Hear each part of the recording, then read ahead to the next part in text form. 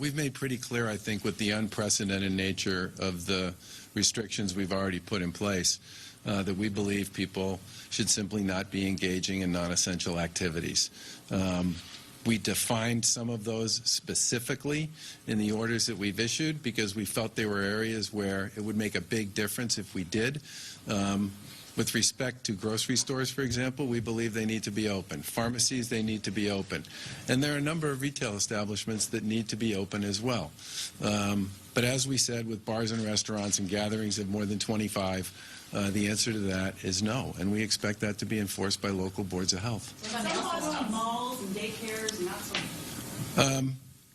We are having an ongoing conversation with the healthcare community and our colleagues in the daycare community. One of the things I would say about daycare, many people believe, and this has been true with many of the conversations I've had with other governors, that we need to make sure that the daycare services that are being provided under guidelines that make them safe. And we issued new guidelines on this, which were consistent with both state and federal requirements several days ago, which the industry has adopted.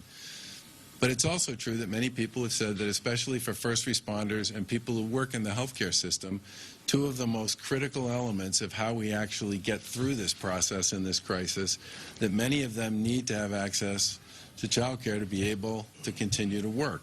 And I think we are working with all those parties to come up with what the right strategy is to ensure that people stay safe, but at the same time, we continue to be able to provide the services, the necessary life-saving and life-preserving services that many of those workers are part of.